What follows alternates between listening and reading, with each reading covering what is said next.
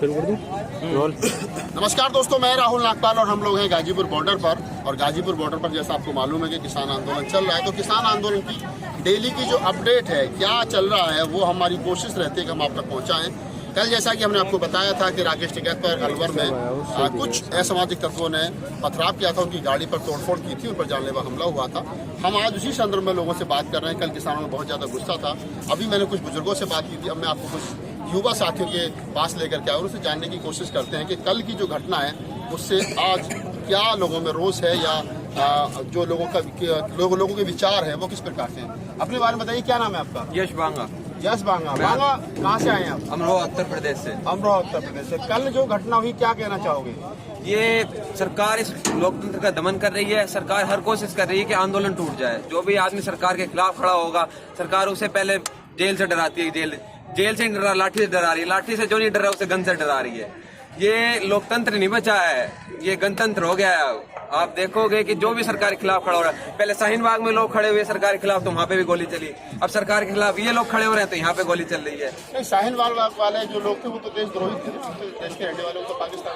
किसने कहा वो देशद्रोही थे? जो सरकार के खिलाफ खड़ा हो देशद्रोही। आज हम सरकार के खिलाफ खड़े हो तो हमें भी लोग खालिस्तानी बता रहे हैं, देशद्रोही बता रहे हैं, कह रहे हैं चाइना से फंडिंग आ रही है, पाकिस्तान से फंडिंग आ रही है। जब वो शाहीन बाग वाला मामला चल रहा था, NSA वाला, तो तब आप उनके साथ थे? नहीं, क्यों नहीं? मैं अपने घर पे था, मेरी पढ़ाई चल रही थी उस टाइम। मतलब आपकी जमीन छिन रही है, उनकी नागरिकता छिन रही है। दीप, क्या कहोगे? आपकी जमीन छिन रही है, उनकी तो नागरिकता जा रही है, उनका तो देश छिन रहा था। सेक्युलरिज्म सुना होगा आपने, धर्मनिरपेक्ष राष्ट्र। हाँ। 1976 में संविधान में जोड़ा है 22 अमेंडमेंट करके। तो क्या बोलता है कि धर्म स्टेट का, सरकार का, गवर्नमेंट का कोई रिलीजन नहीं होगा। आर्टिकल 25-26 राइट टू रिलीजन की बात भी करते हैं। तो आज क्या कर रही है, उसको तोड़ा जा रहा है, संविधान को खत्म किया जा रहा है। लेकिन सरकार तो हिंदू राष्ट्र बना रही है। बना लेना, फिर बना ले, कौन रोक रहा है? इन जो 20% आबादी है, इसका क्या करोगे? जो 14-15% मुस्लिम, इनका क्या करोगे? बात क्या कि डायरेक्टली कुछ कर भी नहीं सकते। ये नैरेटिव है, डरा के रखा जाएगा हिंदू खतरे में, गाय खतरे में है। इस देश में 70 साल से तो हिंदू खतरे में ही था।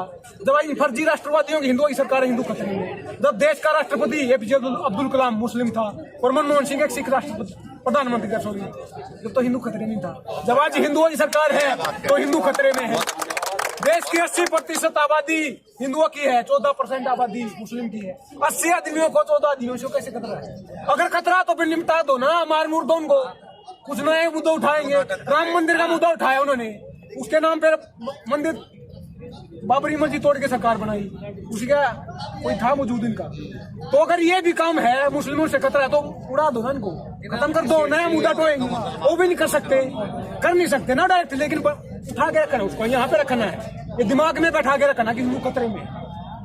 2030 तक मुसलमानों की आबादी जो दुगनी हो जाएगी, हिंदुओं को टेक कर लेंगे, गाय खतरे में है, ये नैरेटिव है, ये भटकाया जा रहा है। बात तो सही कर रहे हैं ना, 2030 तक मुसलमानों की आबादी खतरे डबल हो जाएगी, तो देखो आपके घरों से आपकी बहन बेटियों को उठा करके ले जाएगा। तो कानून बना ले, सरकार आपकी है, कानून बना लो ना। चाइना ने 2 चाइल्ड पॉलिसी बनाई थी, आज उनको उसका झेलना पड़ रहा है। क्यों पड़ रहा है? कि बूढ़े हैं जो ज्यादा हो गए, काम करने वाले बचे ही नहीं, खाने वाले बचे हैं। एक घर में 5 तो बूढ़े हैं, एक कमाने वाले हैं, तो बचत हो ही नहीं रही। तो आज उस पॉलिसी को वापस ले रहे। तो मतलब आप सरकार की पॉलिसी को, आप सरकार की बात को नहीं मानते? सरकार जो कह रही है मुसलमान डबल हो जाएंगे, हिंदू खतरे में हो जाएंगे, आप नहीं मानते? अरे मुसलमान डबल नहीं होंगे, डबल होंगे बेरोजगार, डबल होंगे रेप, डबल होंगे किसानों की सुसाइड, ये डबल होंगे। कुछ मुसलमानों से डर नहीं लगता? इंसान से डर लगता है क्या? दिखा है कहीं मुसलमान? बताओ आप। बंगाल में तो मोदी जी कह रहे हैं, मोदी जी तो पता नहीं क्या क्या कर रहे हैं। वो तो 2 करोड़ रोजगार भी देने वाले थे, कहाँ गए? रिटायर हो गए क्या? 7 साल हो गए उनको, कहाँ रोजगार? अच्छा, अभी इन्होंने कहा, आप बताइए धनंजय के 14 करोड़ मुसलमान है, निपटा दो, निपटा दे। नहीं, इसको मैं नहीं, सॉरी, ये गलत तरीके से मत लेना, क्योंकि इसी चीज में जयदीप को जेल में डाल दिया जाएगा। जेल में नहीं जाना अच्छे काम के लिए। आपको 14 करोड़ मुसलमान निपटाने में कोई जेल में डाल नहीं सकता। मैं ये बोल रहा हूँ, वो बोल रहे हैं यकीन मुसलमानों से खतरा है, तो खतरा तो निपटा दो ना, मैं ये बोल रहा हूँ। मैं ये नहीं बोला कि उनको मार दो, मैं नहीं बोला सरकार को बोला। आप धनी जी इधर आ जाओ इधर। अगर मुसलमानों से खतरा है तो 14 करोड़ मुसलमानों को निपटा दिया जाए। नहीं, राहत इंदौरी साहब ने कहा है सबका लहू शामिल है यहाँ की मिट्टी में, ये मुल्क किसी के बाप का जागीर थोड़ी है। ये जो लोग बोल रहे हैं ना कि इनको निपटा दो, उनको निपटा दो, सरकार बोल रही है, उस सरकार को बता दें कि अबे तुम अपना इतिहास पढ़ के आओ कि तुम कौन हो। सावरकर की औलाद, अंग्रेजों के दलाल, हमको बताएं कौन देशभक्त है कौन नहीं देशभक्त है, ठीक ना। अशफाकुल्लाह खां फांसी पर चढ़ गए और ये सावरकर 60 रुपए महीना अंग्रेजों से पेंशन ले रहा था, ये हमको देशभक्ति इनकी औलाद सिखाएंगी।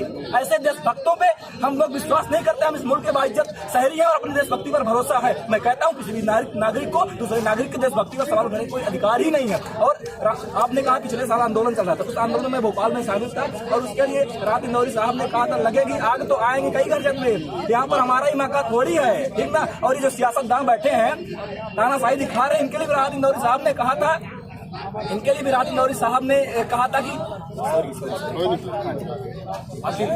आपने कहा कि लगेगी आग तो आएंगे घर कई जगह में, यहाँ पे सिर्फ हमारा मकान थोड़ी सी आपका मकान है।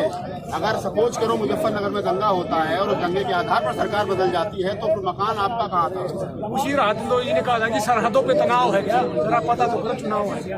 पुलवामा अटैक करवाया था, हुआ नहीं था, करवाया था, चैट लीक सामने आ चुकी है। अब तो समझ में आ गई होगी, मुझे तो उसी टाइम समझ में आ गई थी, लेकिन उस टाइम पे बोल देता तो कहीं समझ रहा था कहाँ होते यूपा के चार्ज लगे होते से लग जाता वही तो फिर दबा रहे हो। क्या है कि पढ़े लिखे ना, पहले तो क्या बोलेंगे बेटी बचाओ बेटी पढ़ाओ, फिर बेटी पढ़ के आगे सवाल पूछेगी जेल में डालोगे। दिशा रवि 21 साल की सवाल तो पूछ रही थी। मंदीप पुनिया क्या था, आप जैसे पत्रकार थे सवाल पूछ रहे थे। नुदीप कौर कौन है, गोरिलन केस कौन थी, MM कलपुरी कौन था, नरेंद्र दाभोलकर क्या था। ये तो उदाहरण है भाई साहब। आपको तो जेल में नहीं डाला अब तक, डाल देना फिर कौन करे, जेल में जाना भाई साहब। अगर खतरनाक आप तीनों बोल रहे हो, आपको कोई नोटिस मिला? नहीं अभी तक तो नहीं मिला, लेकिन इनको बता दे तानाशाही सरकार को कि अगर तुमको जेल में डालना तो डाल दो, हम जेल से डरने वाले लोग नहीं। भगत सिंह की वैचारिक संतान है, भगत सिंह भी जेल गए थे और इस मुल्क के क्रांति के लिए फांसी पर चढ़ गए थे, हम लोग भी चढ़ जाएंगे। देखिए जीना और मरना प्रकृति का नियम है, मरने से नहीं डरते, इस धरती पर आए तो मरना निश्चित है। अगर क्रांति के लिए मरेंगे तो हमें गर्व होगा।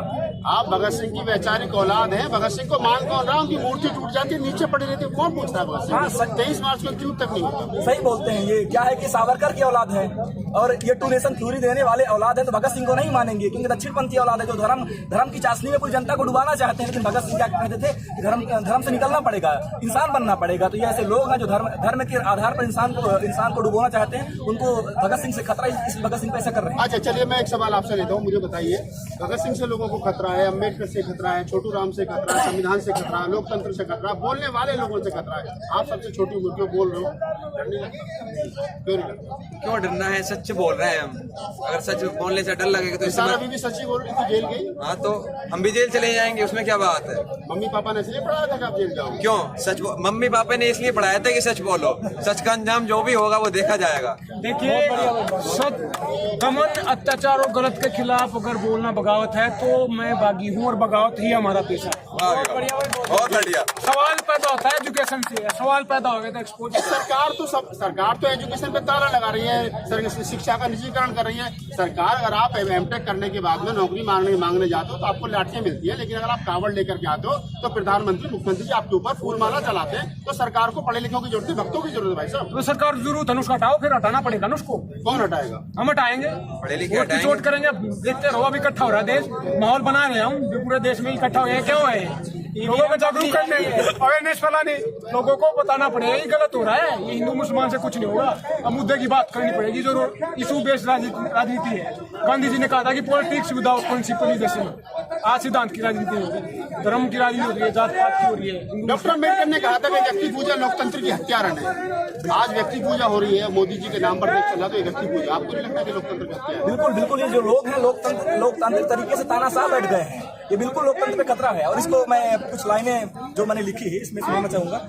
आपने कहा था कि डर नहीं लगता, माना कोहरा घना है तो क्या चलना छोड़ दें, माना लड़ाई लंबी है तो क्या लड़ना छोड़ दें, माना कि वह सच से डरता है तो क्या सच बोलना छोड़ दें, माना कि वह तानाशाह है तो क्या सच के लिए लड़ना छोड़ दें, हम सच के सिपाही हैं, जब तक अजान तब तक बोलेंगे, सच बोलेंगे। हम क्रांति की आवाज हैं, क्रांति के लिए बोलेंगे, लड़ेंगे, जीतेंगे। इंकलाब जिंदाबाद। चलिए खत्म कर दूं बात को। हाँ बिल्कुल क्योंकि भगत सिंह चलिए, अब हम दीप से लास्ट सवाल ले लेते हैं और वो कह रहे हैं कि मैं खत्म कर दूं, तो बताइए कि क्या कहना है? खत्म भगत सिंह को उससे करना पड़ेगा। इंकलाब आएगा, समाजवाद आएगा। समाजवाद पूंजीवाद का उल्टा होता है। आज क्या किया जा रहा है? निजीकरण किया जा रहा है, पूंजीवाद को बढ़ावा दिया जा रहा है। उसका इलाज होता है समाजवाद, उसका इलाज है भगत सिंह। भगत सिंह ने क्या बात की थी आपको पता होगा। एक चीज से सारी बकवास नहीं करती, रियलिटी में विश्वास करिए था। तो भगत सिंह ने कहा था कि दिल में रहेगी मरकर भी वतन की उल्फत, मेरी मिट्टी से खुशबू वतन आएगी। इनकलाब जिंदाबाद, इनकलाब जिंदाबाद, इनकलाब जिंदाबाद, इनकलाब जिंदाबाद, इनकलाब जिंदाबाद। जय हिंद, जय भारत। अच्छा, चलते चलते जरा ये और बता दो मुझे कि जो आज आपने 3 रंग का जो अपने अपने गले में डाल रखा है, इसका क्या मतलब है? हरा है, सफेद है और ये भगवा है। ये मेरा देश है। ये एमपी से, ये हरियाणा से, यूपी से। ये मेरा देश है, ये मेरा एक देश है, ये मेरा भारत है। अच्छा चलिए, तो ये वो 3 नौजवान थे। ऐसे नौजवानों को मुल्क की जरूरत है, मुल्क को ऐसे नौजवानों की जरूरत है जो सवाल पूछे। ये बात अलग है कि सवाल पूछने वाले नौजवान सरकार को अच्छे नहीं लगते, और क्योंकि सवाल पूछना सरकार को खटकता है। सवाल पढ़िए, लिखिए और सवाल पूछिए और आगे बढ़िए। आज सरकार मोदी जी की, कल कोई और भी हो सकती है, लेकिन शिक्षा जरूरी है, शिक्षा बेहतर है, शिक्षा इंसान को बेहतर बनाती है। मैं राहुल नागपाल, कैमरामैन CL बोध के साथ गाजी।